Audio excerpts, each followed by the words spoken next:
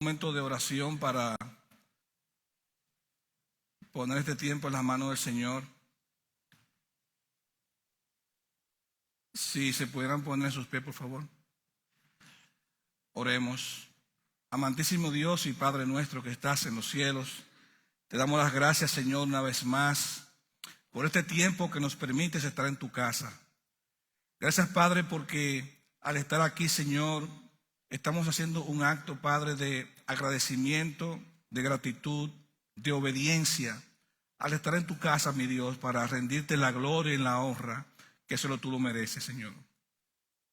Ahora, Padre, que nos disponemos a hacer uso de tu palabra, te pedimos, Señor, que tú nos dirijas con tu Santo Espíritu, para que estas palabras, Señor, no sean palabras de hombres, sino que sean palabras tuyas, Señor. Pon en nuestros corazones y nuestras mentes, Padre, el espíritu de entender cada una de ellas, Señor. Y que no solamente, Padre, seamos oidores, sino hacedores de ella, para la gloria y la honra de tu nombre y para el beneficio personal de cada una de nuestras vidas. Muchas gracias, mi Dios. Te lo pedimos en el nombre de Jesús, tu Hijo amado y Señor nuestro. Amén. Gracias, hermanos. Pueden sentarse. Bien, hermanos, el tema del mensaje para hoy, el título del mensaje para hoy, es el carácter de un verdadero líder, basado en esa porción del Evangelio según San Juan, el capítulo 8, los versículos del 12 al 19. Hay un título general que yo he acogido para la serie de predicaciones que voy a tener en lo adelante, que es Cuidando de la Iglesia de Jesucristo. Y en ese título general,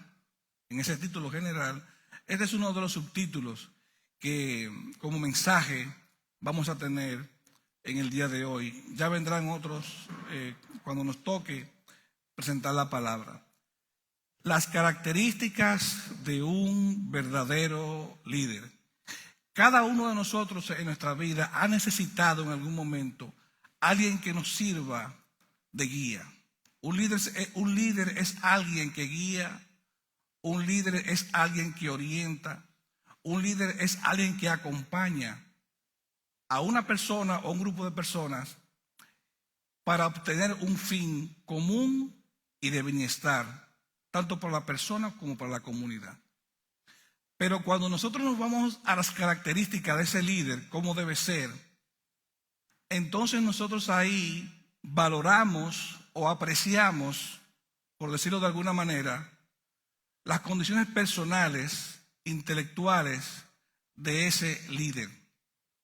Por ejemplo, si uno, digamos, va a definir a una persona y va a usar y lo va a definir por sus características, muchos lo hacen por su condición física.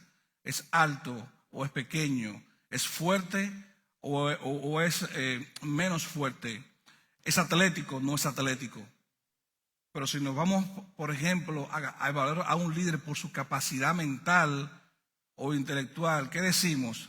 Es inteligente, sabe expresarse, sabe hablar a su tiempo, sabe dar respuestas adecuadas, es prudente.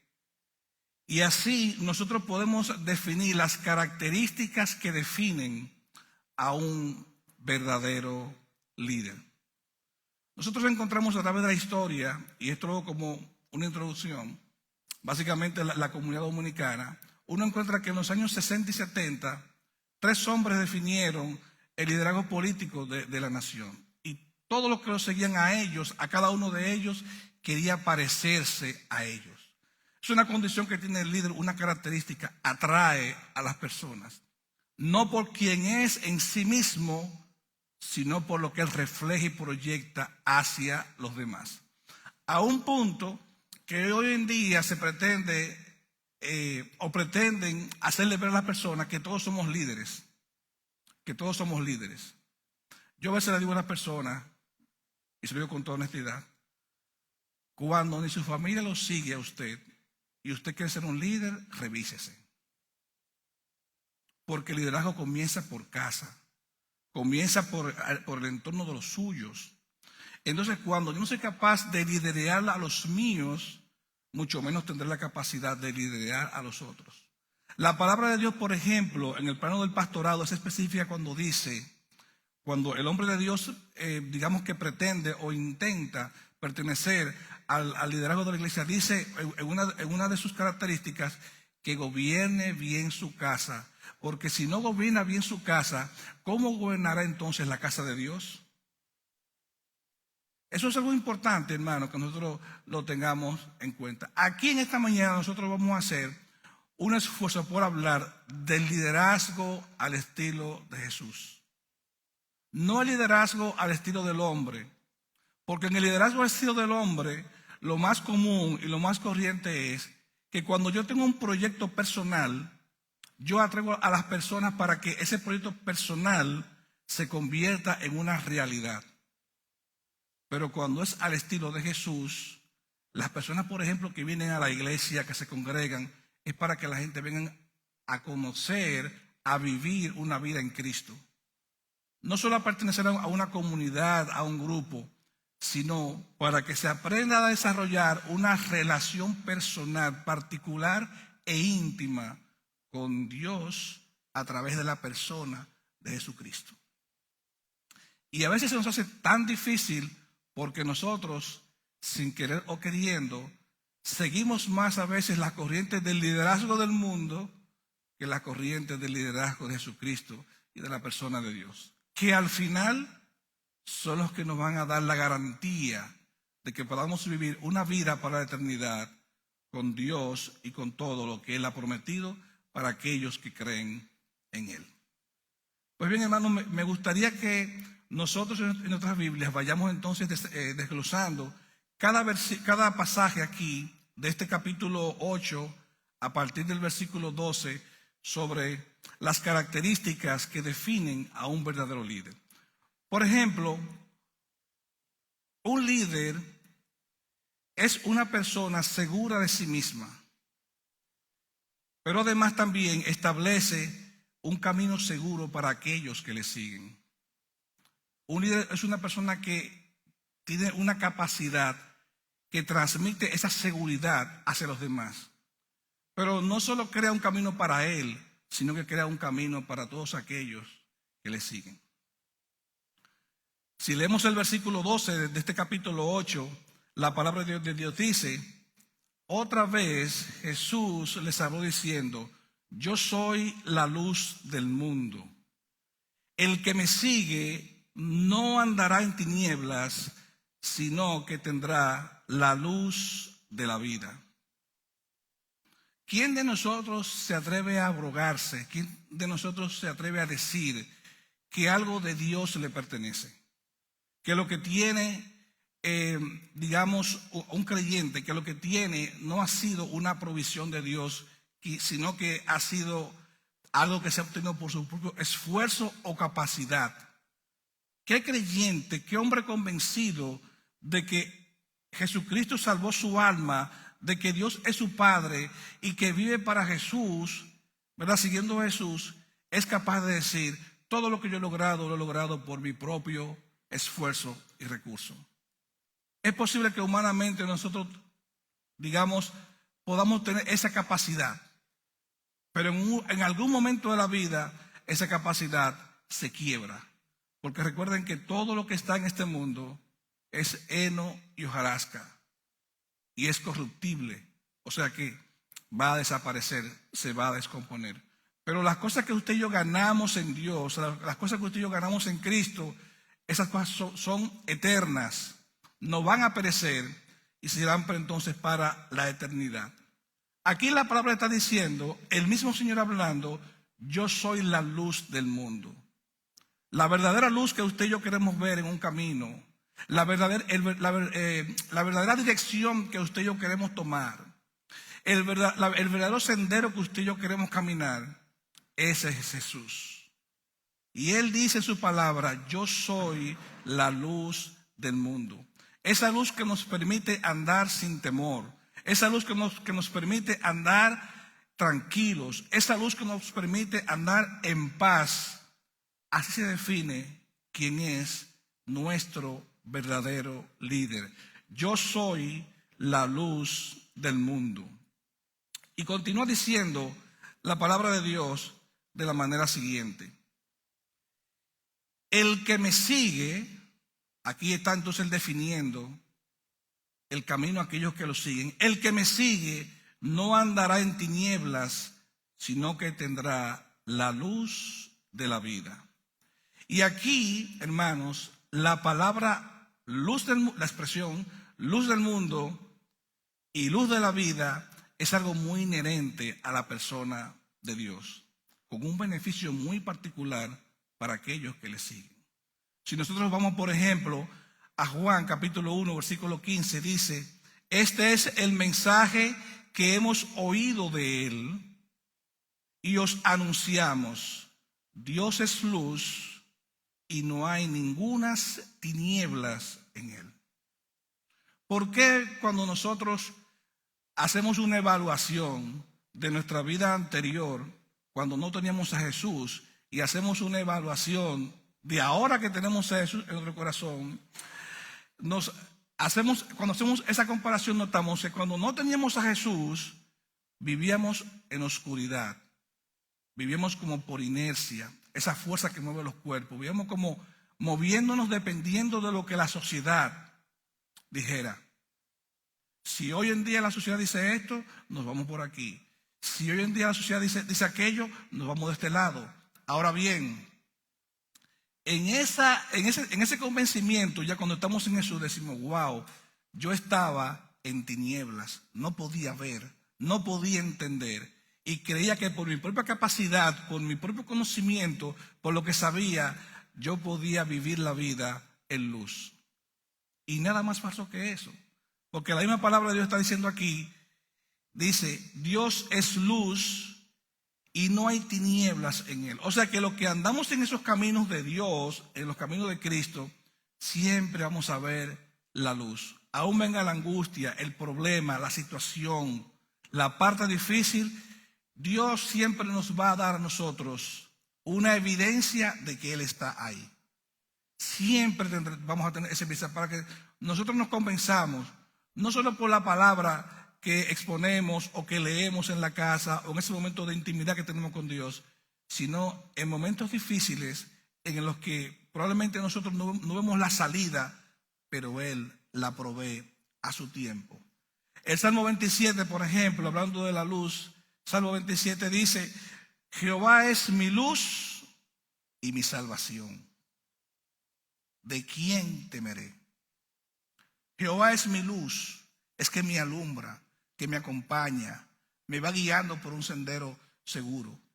Nosotros los que nacimos en la era de la luz, hoy en día podemos andar por cualquier lado y quizás no nos extraviamos o nos perdemos. Las calles están iluminadas, los edificios, los establecimientos comerciales, todo. Pero cuando uno habla con una persona quizás de 90, 80 o 100 años y le dice: ¿cómo era el mundo cuando tú eras un niño? Esa luz que nosotros vemos aquí no existía en ese tiempo. La gente se alumbraba con lámparas y todo era prácticamente oscuro. La luz era muy limitada porque era muy costosa.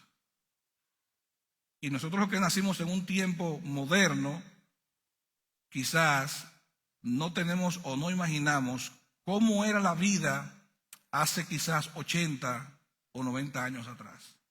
Un mundo sin luz.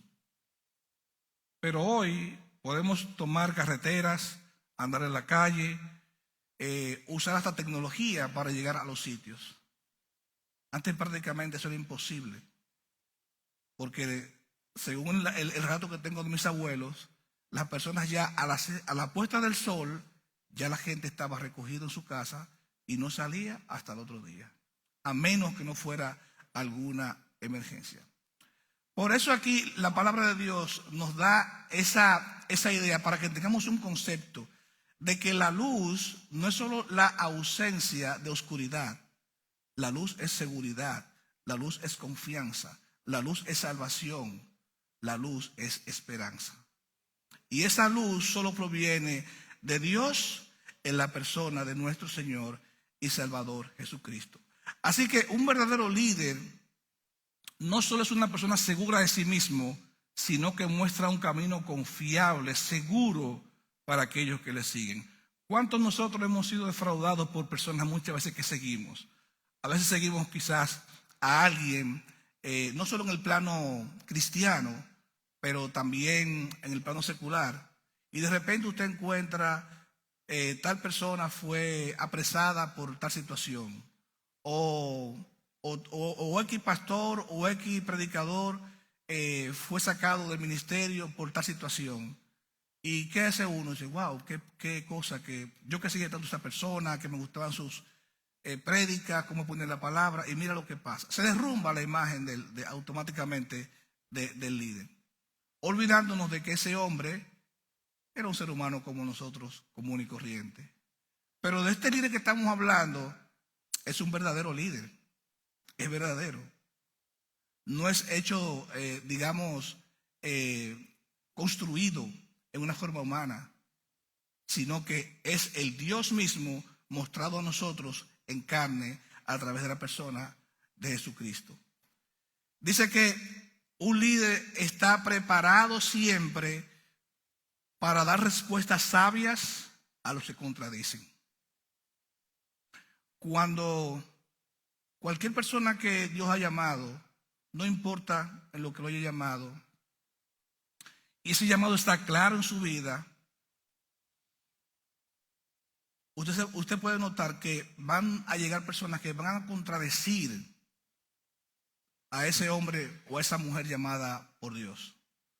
Si a Jesús intentaron contradecirlo con lo que él decía, imagínense a nosotros. Pero un verdadero líder siempre está preparado para dar respuestas sabias, no respuestas articuladas, no respuestas construidas, no respuestas que vienen quizás de un conocimiento intelectual que adquirimos a través de los libros. Respuestas sabias, sabiendo que la sabiduría viene de Jehová. La sabiduría viene de Jehová. Ser sabio y ser inteligente no es lo mismo. No es lo mismo.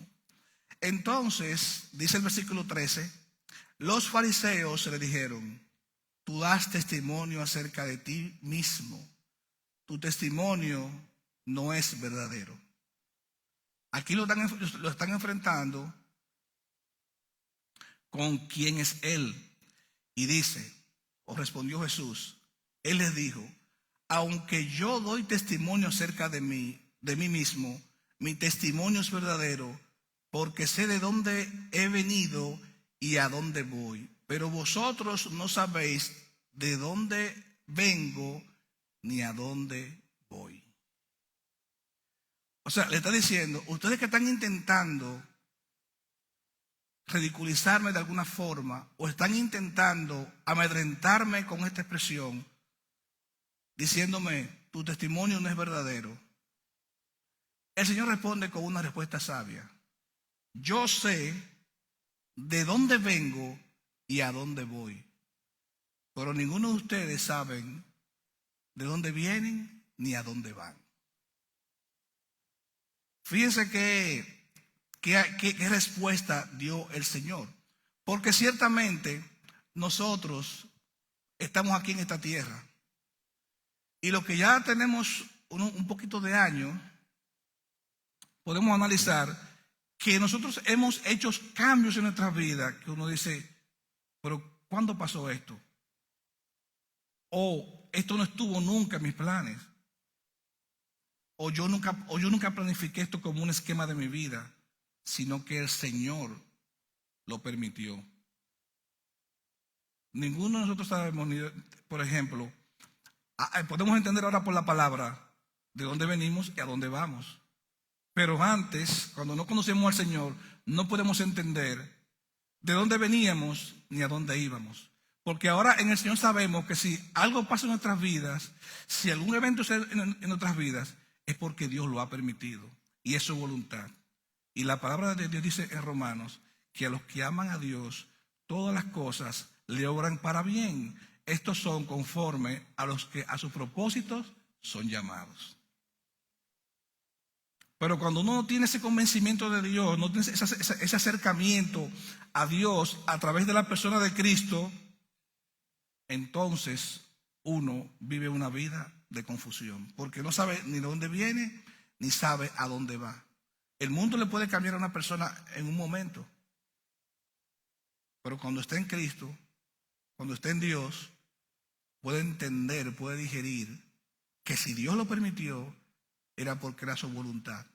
Y aunque en el momento parezca amargo, aunque en el momento parezca extraño, aunque en el momento parezca desagradable, a los que aman a Dios, todas las cosas le ayudan a bien. Así que ese verdadero líder siempre está preparado para dar una respuesta sabia a aquellos que contradicen. Pero también otra característica de ese verdadero líder es que tiene la capacidad de hacer un juicio verdadero y justo. Miren, para el ser humano, una de las cosas más difíciles es hacer un justo juicio. Un justo juicio. Porque muchas veces, dependiendo del interés que tenga la persona, la balanza se va a mover hacia ese interés que yo de manera particular tenga. Ya sea, por ejemplo, en el trabajo, en la familia, en la comunidad. Si yo tengo algún interés particular en algo y tengo que hacer un juicio, mi juicio siempre se va a mover hacia donde yo tenga el beneficio particular. Esa es la realidad del ser humano, Pero el Señor, Jesús, es un líder que hace un juicio verdadero y justo. Nosotros a veces somos dados a juzgar según las apariencias. El jueves pasado tuvimos un tiempo precioso en ese debate. Y la palabra de Dios nos insta a que no juzguemos según las apariencias, que juzguemos según el justo juicio. Y dice la palabra de Dios aquí, en el versículo 15 del capítulo 8 del Evangelio según San Juan: vosotros juzgáis según la carne. Dice, yo no juzgo a nadie. Y si yo juzgo, mi juicio es verdadero, porque no soy yo solo, sino yo y el que me envió, el Padre. Y en vuestra ley está escrito que el testimonio de los hombres es verdadero. Cuando al Señor intentaban de alguna manera acorralarlo, Él citaba la Escritura en cosas muy puntuales. Él dice, mi juicio es verdadero, yo no juzgo a nadie. Miren qué expresión. A nosotros lo que nos va a juzgar son nuestros hechos. Son nuestros hechos. Por ejemplo, cuando él habla sobre esa expresión que en vuestra ley está escrito que el testimonio de dos hombres es verdadero, se está refiriendo a esa porción que está en Deuteronomio capítulo 19, versículo 15, que dice, no se tomará en cuenta a un solo testigo contra ninguno en cualquier delito ni en cualquier pecado en relación con cualquiera ofensa cometida. Solo por el testimonio de 2 o 3 se mantendrá la acusación. Ahora bien, nosotros en estos días hemos tenido un debate fuerte. No sé por qué el Señor ha permitido como que eso esté así como siempre en el tapete, porque el pastor Eliezer predicó sobre eso la última vez que predicó. El jueves también tuvimos ese debate. Y aquí entonces en el tema del juicio de un verdadero líder, cómo juzga un líder, ¿verdad? Verdadero y justo, entra el tema del caso de la mujer adúltera, de la porción que está en este mismo capítulo 8, en los versículos del 1 al 11. Entonces, cuando solamente le voy a decir como una referencia, el escenario está montado que llevan al Señor y encuentran a una mujer en estado de adulterio. Y los líderes insisten en que esa mujer debe ser apedreada. Entonces el Señor allí se queda como tranquilo, pasivo, y están esperando cómo Él va a juzgar en ese momento. Él podía él podía irse a la ley y hacer referencia a la porción de Levítico 20:10 que dice, hablando de las leyes morales, cuando un hombre y una mujer fueran encontrados en estado de adulterio, los dos serán eminentemente apedreados. Pero trajeron al Señor la mujer en un tiempo en el que las mujeres, como decía el hermano Rodríguez el jueves pasado, que las mujeres no eran contadas, sino el hombre era el que tenía supremacía. Y el Señor lo único que hizo fue que se puso bajo su cabeza, escribió, se puso a hacer algo en el piso, en el suelo, y dijo, el que esté libre de pecado, que tire la primera piedra. No dijo, traigan al hombre para entonces poder nosotros juzgar. No, él dijo, el que esté libre de pecado, que lance la primera piedra. Fíjense que leímos anteriormente, cuando él decía, yo no juzgo a nadie. Yo no juzgo a nadie. Porque a pesar de todo, el juicio de un verdadero líder, de un líder, es verdadero y justo. No se anda balanceando dependiendo del interés que tenga en una manera particular. La última característica es, hermanos, no teme hablar de su testimonio. No teme hablar de cómo ha sido formado. No teme hablar de cómo fue enseñado. No teme hablar de dónde vino. No teme hablar hacia dónde va. Muchos de nosotros hemos, en algún momento de nuestras vidas, pasado por situaciones muy difíciles. Y quizás cuando uno ya viene a los pies del Señor, uno puede entender que eso que uno vivió en el pasado, amargo, triste, desafortunado, erróneo, puede ser ahora una capacidad o un instrumento en la mano nuestra como creyentes para poder entonces predicarle a otros el evangelio. Eso muchos de nosotros a veces no lo entendemos. Nosotros queremos, cuando alguien viene a la vida de Cristo cargado de pecados y de una vida quizás en desorden, queremos como siempre como vivirle cargando el dado al hermano o a la hermana con esa situación. Pero cuando vemos entonces el testimonio, digamos, el líder como en su testimonio, él no teme hablar de eso. Cuando usted está hablando al evangelio a alguien o a un grupo de personas, quizás en un espacio, en un momento, usted puede convertirse en un líder para esa persona. ¿Por qué? Porque esa persona puede entender que usted entiende lo que esa persona o ese grupo está pasando. Un grupo de alcohólicos, un grupo de adictos, un grupo de personas que han ido a la cárcel por algún delito, un grupo de personas que fueron quizás, digamos, marcados por un tema de delitos menores, cualquier cosa. Pero cuando usted entiende la situación, usted puede ir con esa capacidad porque entiende el contexto de lo que está viviendo esa persona o ese grupo de personas. Aquí no le podemos hablar del Señor Jesús porque el Señor Jesús es Dios, como dice la palabra de Dios. Llamará su nombre Emmanuel, que traducido quiere decir o significa Dios con nosotros. Y en ese testimonio que el Señor da acerca de Él como el líder de la fe cristiana, dice, yo soy el que doy testimonio de mí mismo. Yo le aseguro que a usted y a mí, a cualquiera de los que estamos aquí, en algún momento, si queremos postrarnos con mucha gallardía delante de un grupo de personas, alguien nos va a sacar algo. Nos va a sacar algo. En tal tiempo tú hiciste esto. En tal tiempo tú hiciste aquello. En tal tiempo tú te viste involucrado en esto o en aquello. Y probablemente eso le afecte a uno de manera personal o emocional. Quizás si tenemos la basamenta, que es decir, si tenemos digamos, la base en Cristo fortalecida, quizás nos puede mover un poco, pero no nos detiene. Ahora, decir, como es el Señor, yo soy el que doy testimonio de mí mismo, y el Padre que me envió da testimonio de mí. Ellos dijeron, ¿dónde está tu Padre? Respondió Jesús, ni a mí me conocéis, ni a mi Padre. Si a mí me conocieseis, también a mi Padre conocierais.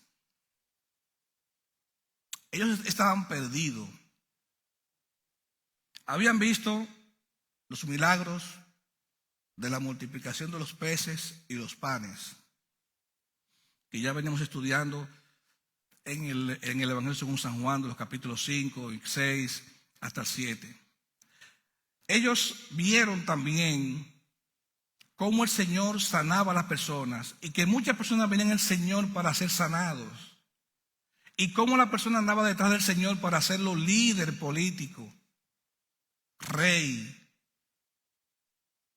Pero el Señor estaba claro de quién era Él y de lo que Él vino a hacer en este mundo. O sea que probablemente ninguno de nosotros, quizá con todos los años que tenemos, aún estamos claros de qué fue lo que venimos a hacer a este mundo. Pero Él sí lo sabía. Yo soy el que doy testimonio de mí mismo. Yo soy el que doy testimonio de mí mismo, y el Padre que me envió da testimonio de mí, refiriéndose a Dios. Ahora, esa pregunta, ¿dónde está tu Padre? ¿Se referirían ellos a José o a Dios? Pero como todo líder sabio, dio una respuesta sabia. Ni a mí me conocéis ni a mi Padre, porque si a mí me conocieseis, también a mi Padre conocierais. O sea que probablemente también en ellos no había una intención de reconocer el liderazgo de aquel hombre, porque se estaba oponiendo probablemente a los intereses terrenales de aquellos líderes religiosos. Pero el Señor, a él no le importaba eso. Cuando el Señor estuvo allá en la punta del pináculo del templo, y Satanás le dijo, todo esto te daré, la riqueza de este mundo, todo, si delante de mí te postrares. Como quizás muchos de nosotros hemos sucumbido en algún momento, en alguna ocasión. Pero el Señor Jesús, seguro de quién era, Él tuvo la capacidad de contestar así, dar su testimonio. Yo doy testimonio de mí mismo. Mis obras dan testimonio de mí. Mi vida da testimonio de mí. Que probablemente muchos de nosotros no podamos decir como dice el Señor. Por eso utilizo la expresión en el título del mensaje, verdadero. Porque no hay otro líder a quien nosotros podamos seguir más que al Señor Jesús. Y esas condiciones, cuando uno las lee en la Biblia, son las que nos hacen a nosotros decir, verdaderamente, esta palabra llena mucho a uno de fortaleza. Porque ni la muerte, ni los ángeles, ni potestades, ni ninguna otra cosa creada nos podrá separar del amor de Dios que es en Cristo Jesús, Señor nuestro. Qué maravilloso, hermano, cuando nosotros tenemos la capacidad de entender que al líder que seguimos es un líder verdadero, con la capacidad de enseñarnos, con la capacidad de perdonarnos, con la capacidad de instruirnos y con la capacidad de mostrarnos un camino y un juicio que es verdadero. Oremos. Amantísimo Dios y Padre nuestro que estás en los cielos, agradecemos, Señor, en esta mañana el privilegio que nos das una vez más de estar en contacto con tu palabra. Gracias, mi Dios, porque somos solo hombres y mujeres pecadores delante de ti, hechos aceptos delante de tu presencia por la persona de Cristo, su sacrificio único y verdadero en la cruz del Calvario, en beneficio nuestro, para redención, para perdón de pecados y para vida eterna.